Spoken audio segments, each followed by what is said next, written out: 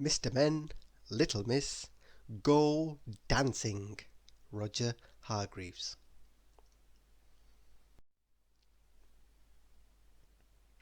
Little Miss Star, as you may or may not know, was always looking for ways to become famous.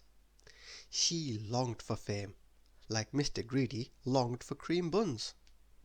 So she was very excited when she read the poster all about the dance competition to be held at the Grand Opera House in town. There and then she decided she would become a famous dancer. And to add to her excitement, she read that the competition was to be televised. "I'll be on telly!" she cried, clapping her hands in glee. After entering the competition, her next step was to find a dancing partner. Who should it be? Mr. Tall? Tall and elegant, but maybe too tall. Mr. Strong? Strong and athletic, but maybe too strong. Mr. Cool? Cool and energetic, but maybe too cool. And then she had the perfect idea. The perfect person. Mr. Perfect. And he couldn't wait to perfect a new skill. Practice makes perfect.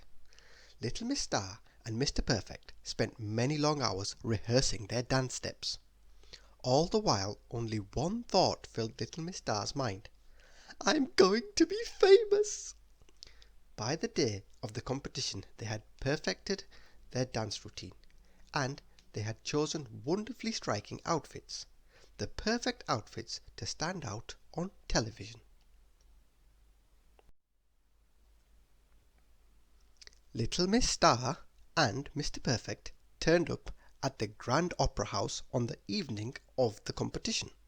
It was quite an occasion. All the other competitors were there. There was a huge audience. The TV cameras were recording, and the judges were seated at the judging table. And who were the judges?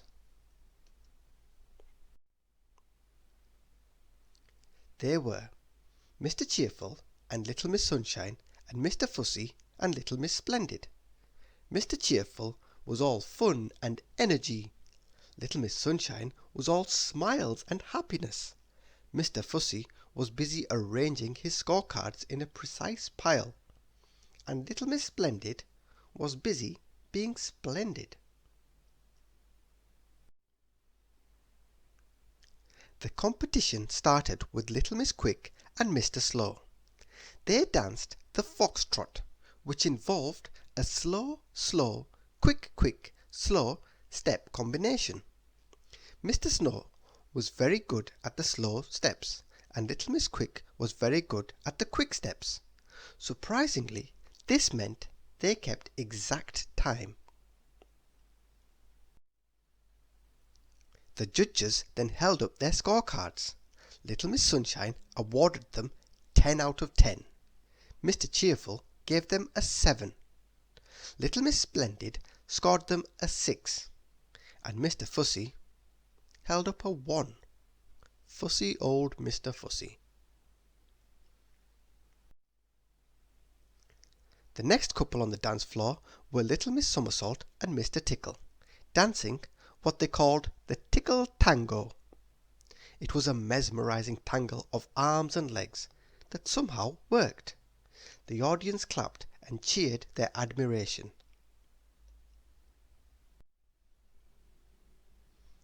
Three of the judges were on their feet.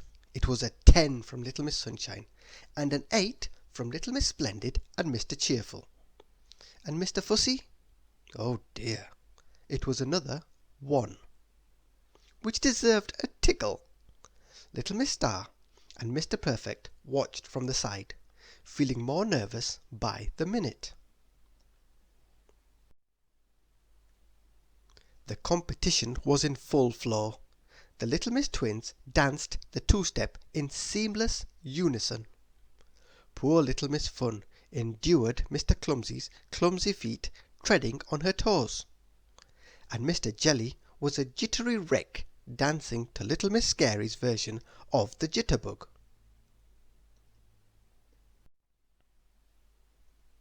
Little Miss Sunshine proved to be far too nice to give all the couples anything but 10 out of 10, and there was no pleasing Mr. Fussy, who never budged from a 1 out of 10. So it fell to Little Miss Splendid and Mr. Cheerful to make a competition of it. With only one couple yet to dance, Little Miss Naughty and Mr. Mischief were the surprising leaders with their lively samba. It was finally Little Miss Star and Mr. Perfect's turn on the dance floor. They took their place under the spotlight. The TV cameras zoomed in on them, and the music started. They began perfectly. Little Miss Star was filled with high hopes. What could go wrong? Well, what did go wrong was Little Miss Naughty and Mr. Mischief's desire to win. That very naughty pair secretly put itching powder in Little Miss Star and Mr. Perfect's costumes. As Little Miss Star began her first pirouette, the itching powder took effect. They squirmed and twitched and scrabbled and scratched their itchy way around the ballroom. They desperately tried to keep their composure, but it was hopeless. It was a disaster. Finally, they collapsed in an itching heap on the floor. The TV cameras had followed their every shudder and stumble. The judges sat open-mouthed as the music finished.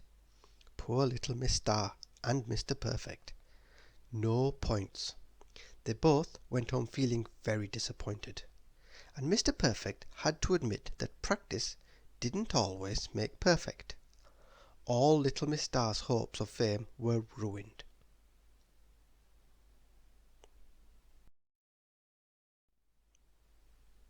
However, the next morning she got quite a surprise.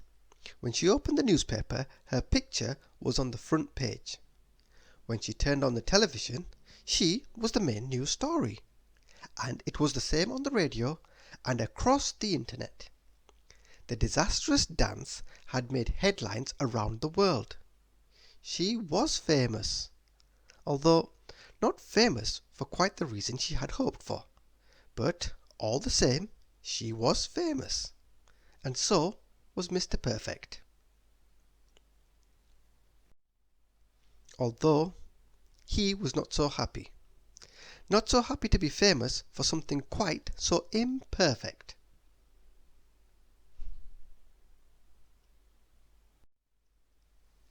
Did you know? The earliest record of people dancing was found in cave paintings in India, dating back over 9,000 years ago. Since then, many different dances have been created and dancing competitions have been held all over the world.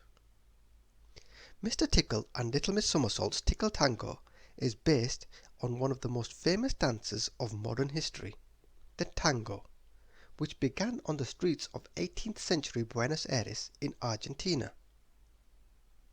The largest samba dance included 15,230 people in Kidapawan City, Philippines. Little Miss Naughty and Mr. Mischief would be lost in that crowd. Bandana, Nepal holds the Guinness World Record for the longest dancing marathon by an individual for dancing 126 hours. Get ready to show off your moves on April 29th, which marks International Dance Day, a worldwide celebration of the performing arts. Thank you for listening.